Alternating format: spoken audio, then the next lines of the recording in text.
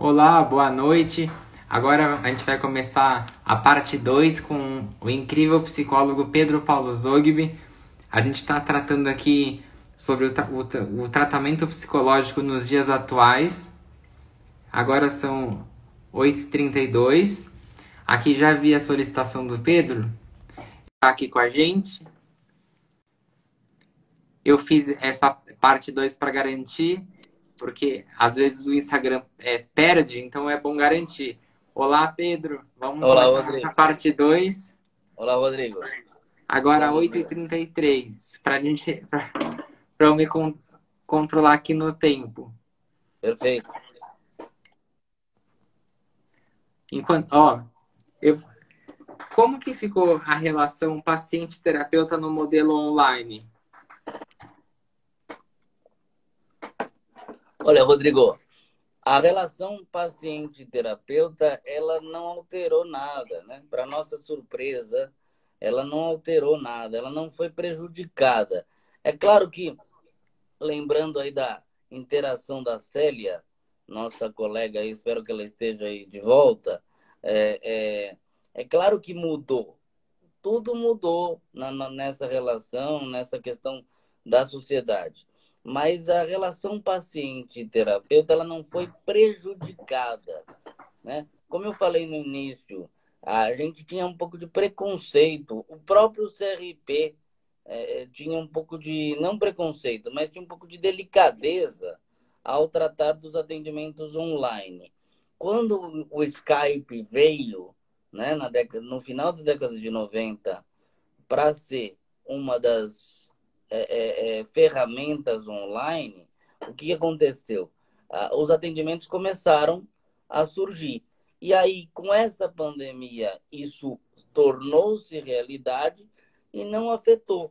Quer dizer, a relação paciente-terapeuta continua a mesma. Você tem que ter o sigilo profissional, você não pode gravar sessões, né? O terapeuta não pode gravar sessões nem para anotar no relatório. Então, durante a sessão, o terapeuta ele pode anotar coisas, perfeito, para fazer parte do relatório dele. Show de bola. Mas ele não pode gravar o atendimento. Isso infringe na questão ética. Ele não podia já gravar no presencial. Então, no online também não pode, no remoto também não pode. Uma outra coisa que não pode é você deixar de olhar para o todo do paciente. Mesmo você na sua casa e o paciente na casa dele, vocês têm que manter o setting. Então, eu estou fazendo a live com você aqui, não adianta eu ir para um lugar cheio de barulho, né? Não adianta eu ir para um lugar cheio de confusão. Eu tenho que estar num lugar neutro. É a mesma coisa do consultório do terapeuta. Então, essas prerrogativas não mudou nada, não mudaram nada. O que mudou, obviamente, o que criou uma dificuldade, por exemplo, é uma conexão de internet, né? Então, você está lá falando com o paciente e, de repente, cai a conexão dele, de repente, você tem que fazer muitos atendimentos por WhatsApp, aí não é uma plataforma segura. Então, algumas coisas a gente tem que pedir desculpa para o paciente, eu já tive que remarcar meu atendimento, olha, hoje não dá para fazer, minha internet está ruim, o terapeuta, o paciente também, ó, não estou conseguindo entrar. Você pode fazer por WhatsApp? Então, muitas vezes eu fiz atendimentos online pelo WhatsApp. Isso não é legal, porque o WhatsApp ele não é uma ferramenta segura, assim, ela é criptografada, ok, mas ela não é uma plataforma, entendeu? Ela não é um link, ela é um WhatsApp, um aplicativo de conversas rápidas, né? Então, eu estou aqui, ó, Pedro, entra lá, pá, tá, é isso. Agora, fazer um atendimento e tal, complicado. E aí, em chamada de vídeo ainda, pode causar a desconexão. Então, isso atrapalhou. Mas isso também, eu posso te falar, que é algo natural. É algo que a gente vai ter que, vai ter que rever. O Brasil vai ter que reforçar o setor de banda larga dele, viu, Rodrigo? Porque a gente vai precisar muito. vai fazer trabalhos online o tempo inteiro. Sábado agora tem uma palestra que eu vou dar inteiramente online. Então, assim, isso era impossível antes da pandemia. Então, não mudou nada. O que aconteceu é que reconfigurou a relação. Então, tem outras coisas que o paciente tem que se atentar e que ele não tinha que se atentar antes. Por exemplo, fone de ouvido. Eu me lembro até que eu fiz uma live com você uma vez de fone de ouvido e ficou uma caca a live, porque vocês me ouviam que nem se eu tivesse com a boca no megafone. E isso pode acontecer também num atendimento. Então você está lá com o fone de ouvido, o terapeuta, e aí o fone de ouvido está ampliando tudo que ele fala e grita no ouvido do paciente e vice-versa. Então, alguns cuidados têm que ser tomados. Mas veja só que legal, plataformas de teleatendimento, a gente acabou de falar sobre isso, plataformas de teleatendimento já estão cuidando disso, Rodrigo. Então, tem plataformas cuidando com salas vedadas para que o atendimento seja feito. Então, você que está nos assistindo e que precisa fazer terapia, vá até aquelas plataformas que vocês devem pesquisar aí, devem aparecer, e aí o atendimento vai ser seguro, vai ser sigiloso, e é muito bacana. Olha, muito legal a sua explicação, Pedro. Tem uma pergunta aqui bem séria aqui da Vera Mota. O que leva uma pessoa bem-sucedida financeiramente e aparentemente calma e inteligente ao suicídio? Ah, Vera, vou te falar. O suicídio ele não escolhe pessoas, não. Ele não escolhe classe social, não. A pessoa está passando por algum problema afetivo, problema emocional, ou a vida está muito boa, então, mas alguma coisa não está bom. Algum gatilho essa pessoa tem, né? Algum gatilho e alguma situação muito séria emocional ela tem que ela não está cuidando, ela está cuidando das outras coisas. Então é inteligente, bem-sucedida, ganha dinheiro, ok. Mas tem alguma coisa ali fora do visível, fora do notável, que tem que tá por dentro massacrando essa pessoa. Então eu já vi pessoas amplamente bem-sucedidas, executivos, com viagens e tal, com depressões muito fortes e até levando ao suicídio. Você tem atrizes que aparentemente eram bem-sucedidas e que se atiraram do 10º andar. Né? Você tem uma atriz global chamada Aricle Pérez, que ela morava em Genópolis, toda glamurosa e tal, se atirou e ninguém sabe o que houve e tal. Ela tava numa depressão, ok, é só um exemplo. Mas o que eu estou dizendo para você, assim, não interessa se a pessoa está numa situação confortável aos olhos dos outros. Porque isso que é interessante, né, Rodrigo e a todos. A gente acha que o outro está numa situação muito bacana. A gente acha, poxa, se eu tivesse na situação do Rodrigo, olha, eu estaria show de bola. Mas aí você vai estar aí o Rodrigo está na situação dele, opa, não está muito legal. Quer dizer, os problemas que eu tenho não são os problemas que o Rodrigo tem. O Rodrigo tem outros, né? Ou a Vera tem outros, ou o Isidoro tem outros. Então, cada um tem seus problemas. É por isso que o atendimento psicológico, na sua maioria, é individualizado. Eu digo na sua maioria porque tem atendimentos grupais, o psicólogo faz atendimentos grupais, faz atendimentos focados para um problema grupal. Então, em instituições, por exemplo, a CD faz atendimentos grupais com o psicólogo, entendeu? Então, existe isso. Existem oficinas, grupos terapêuticos, alcoólicos anônimos, mas a maioria é individual, porque o problema é individual. O problema do outro é individual. E mesmo no grupo, o grupo é formado por pequenos problemas individuais dos outros. Então, o Rodrigo vai num grupo, eu sou viciado em jogo. Aí o outro vai, olha, eu sou viciado em droga. Então, o que está falando ali? Pequenos vícios formando esse grupo terapêutico. Então, isso acontece em grupo. Agora, o atendimento é individualizado, porque cada um tem seus problemas. Então, assim, como é que eu explico uma pessoa bem-sucedida, dinheiro na conta, inteligente, se suicidar? Eu explico porque alguma coisa deve ter servido de gatilho para que ele tomasse essa decisão. Então, por exemplo, você tem núcleos psicológicos que ajudam muito nessa situação. O CVV, né? CVV, Centro de Valorização da Vida, é um deles. É antigo, mas é um grupo que faz um trabalho de conversar por telefone e segurar a pessoa não fazer isso. Você tem campanhas do Setembro Amarelo, que o Dr. Rafael trouxe muito bem numa outra live.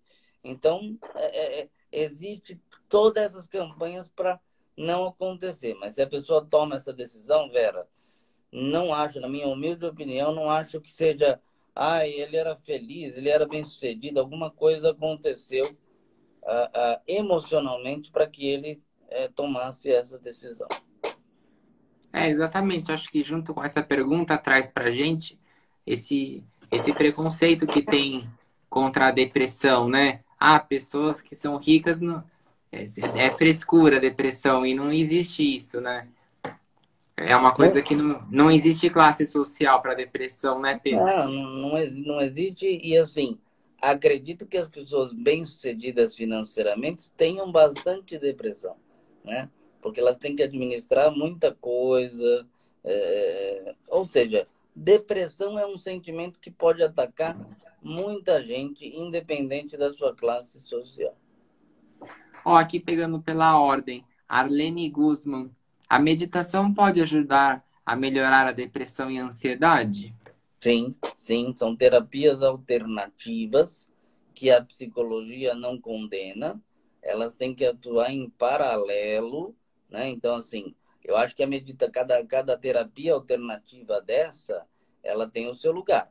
Então, por exemplo, eu não posso tirar a terapia, a psicoterapia, né? O atendimento psicológico eu não posso substituir pela meditação. E a mesma coisa, eu não posso substituir a meditação pela psicoterapia. Os dois têm que andar junto, mas sem dúvida nenhuma, a yoga e a prática meditação, ela ajuda muito na questão da depressão, da ansiedade, ela ajuda muito. Ela sozinha, obviamente que não, mas ela em paralelo com alguma coisa corporal, com alguma coisa emocional, pode ajudar sim. Tem muita gente que tem preconceito contra os tratamentos alternativos. Eu não sou um terapeuta alternativo, eu não pratico meditação, eu não pratico cromoterapia. Enfim, estou dando dois exemplos, mas eu acredito nessa modalidade. Eu acho que muita gente que procura isso quer algum bem-estar e consegue esse bem-estar. É que nem você se tornar, por exemplo, vegano, né? E você consegue um bem-estar, porque a carne pesa, né? A carne muitas vezes pesa e tal. E aquelas pessoas que vivem só de carne, por exemplo, que o Rodrigo já trouxe aí, a Jade, se eu não me engano, Sim. ela também deve se sentir bem. De alguma maneira, o organismo dela responde bem a comer só proteínas. Então, a gente não pode condenar. Imagina, que loucura, olha isso. Não, a gente tem que... tudo vai diminuir se a pessoa se sentir bem. Se a pessoa se sentir bem, ela encontrou o ponto de equilíbrio dela. Pronto. E aí ela vai encontrar na meditação, ela vai encontrar na dieta, ela vai encontrar na psicologia. Então, tudo pode andar junto. É claro que os excessos fazem mal, tá? Mas a gente precisa sempre respeitar o organismo e o ritmo das pessoas. Ó, perfeito, Pedro. Sempre perfeito. Vou até juntar aqui com o elogio da Dani, ó. Pedro Zogby, sempre muito maravilhoso, elucidando com muita competência. Parabéns. Tem mais gente Obrigado. aqui mandando emoji, elogiando. E agora tem uma pergunta aqui, ó, da Patrícia. A minha vizinha está com depressão, mas não está conseguindo sair de lá. Ela tem gastrite e não quer se tratar. Sou de Teresina, Piauí. Então, como é o nome dela? Desculpa, me fugiu. É, Patrícia. Bom, Patrícia, é o seguinte: a primeira coisa que é muito séria é que a gente tem que respeitar o paciente. Então, o paciente precisa querer se tratar, né? É claro que a gente, com a modalidade da terapia remota, do atendimento remoto e das plataformas de teleatendimento e medicina, a gente consegue burlar essa barreira da distância.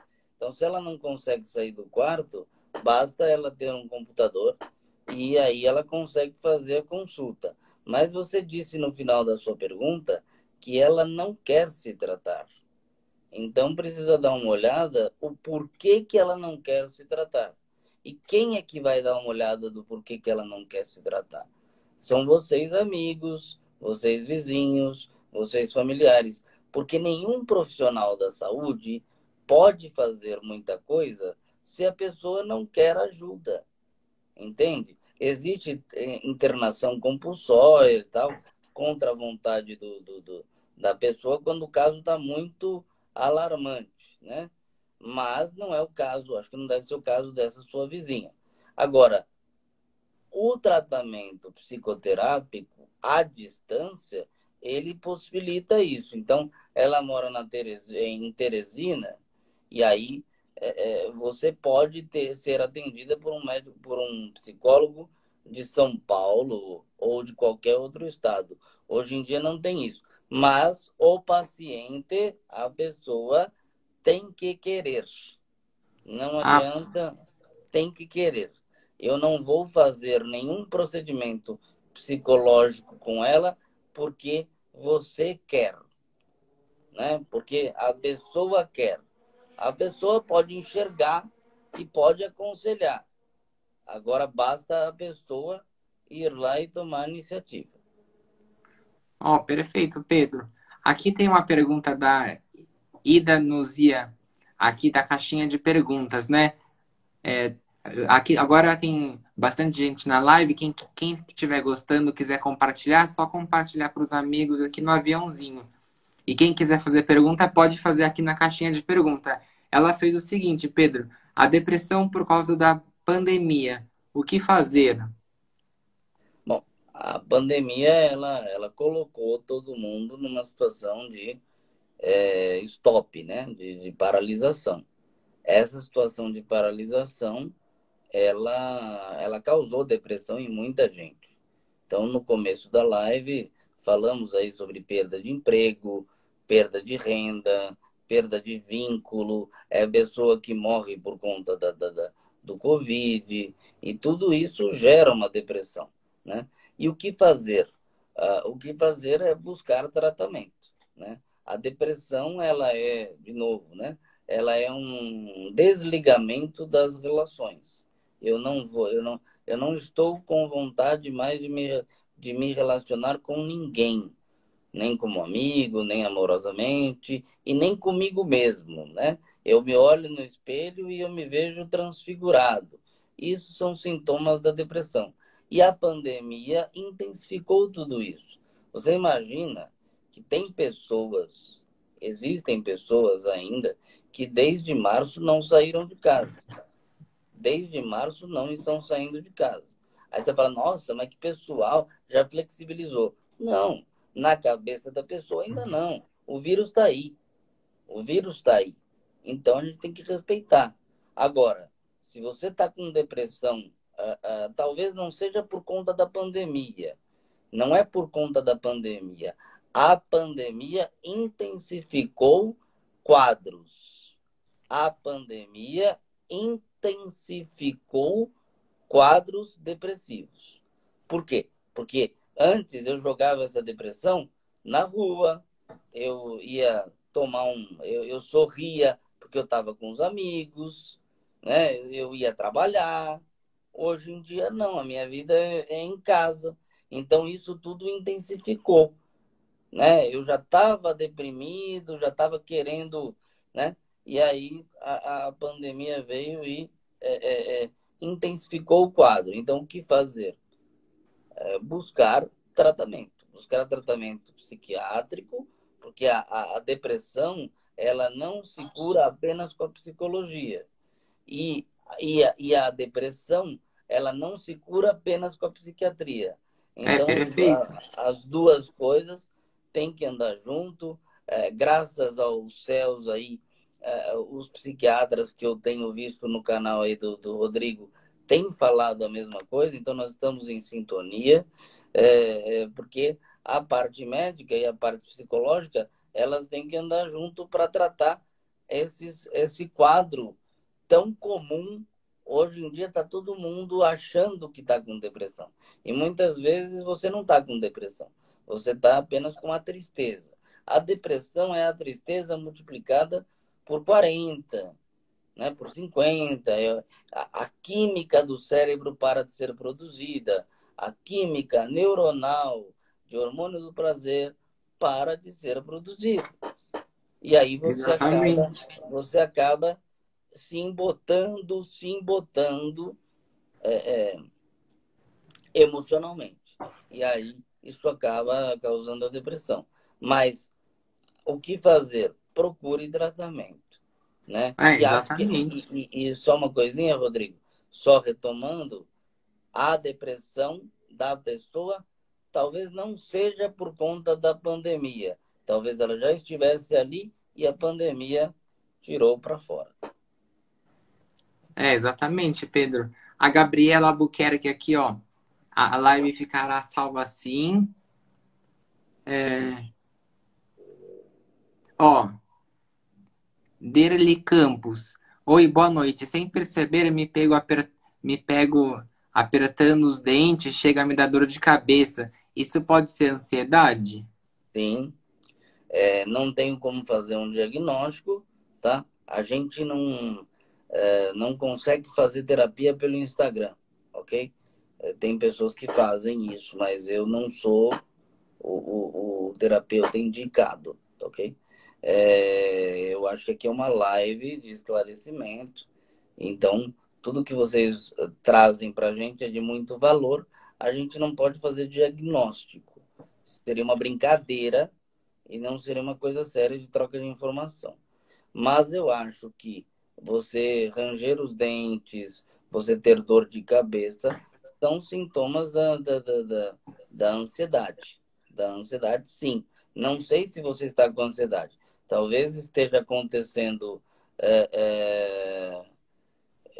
alguma coisa com você que tenha deixado, que esteja deixando, mas ranger os dentes é contrair os músculos do corpo, ranger os dentes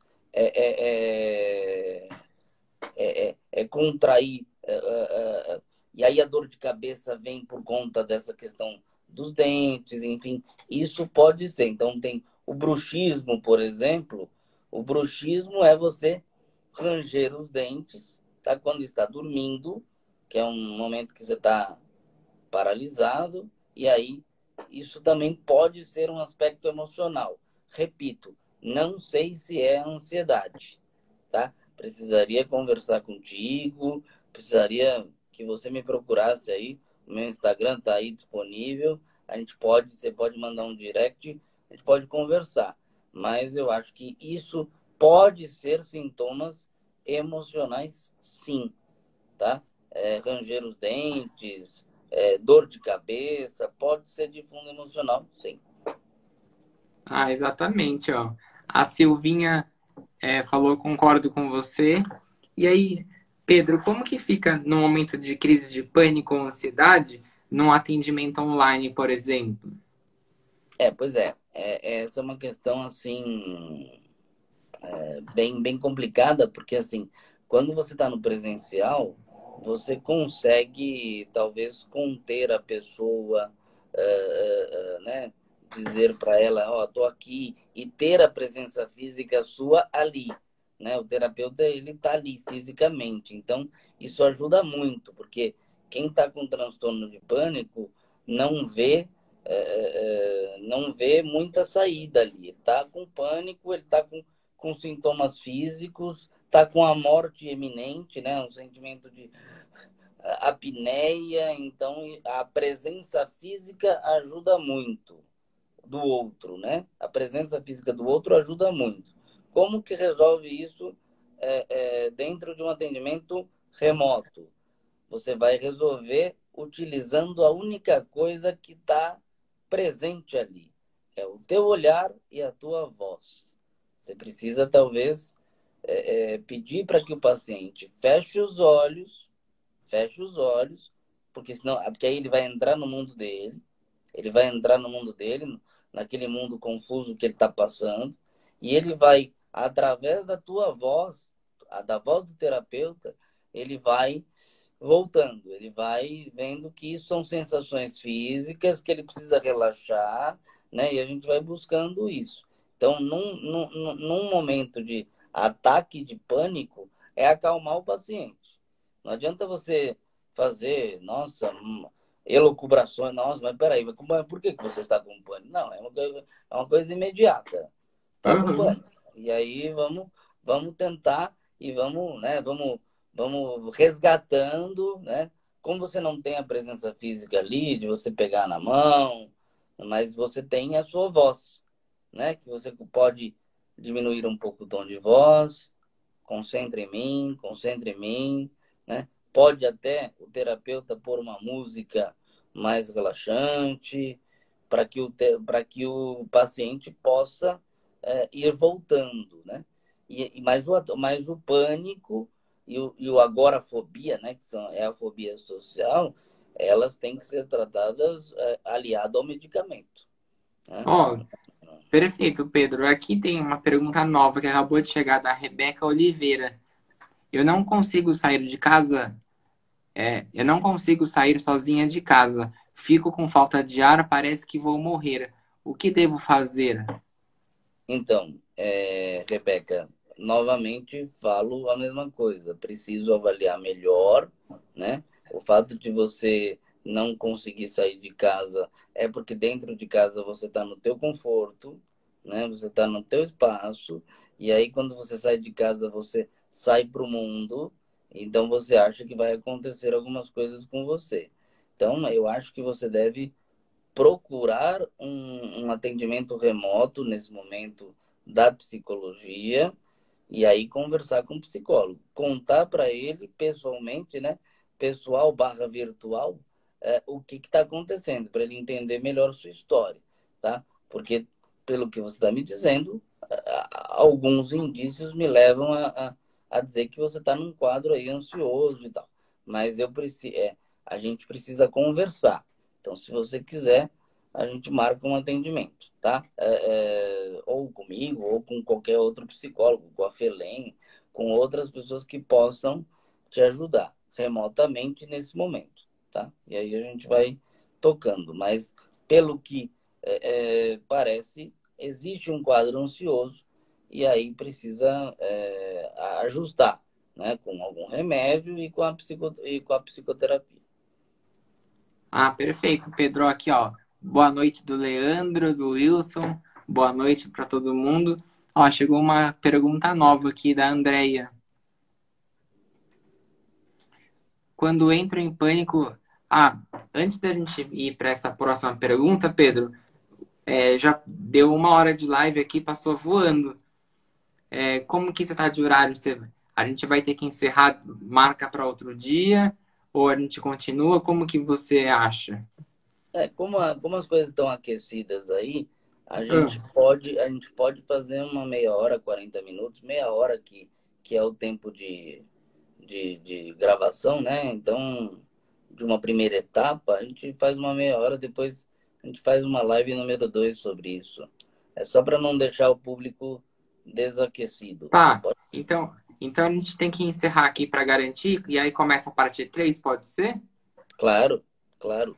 Se o público não se É, desaquecer, ó, tem 42 pessoas, acho que as pessoas estão gostando. Então, a gente vai encerrar e já começar em seguida, ok. para garantir, tá bom? Vamos lá então. Até já, então. Obrigado. Tchau, tchau. Até já. Tchau.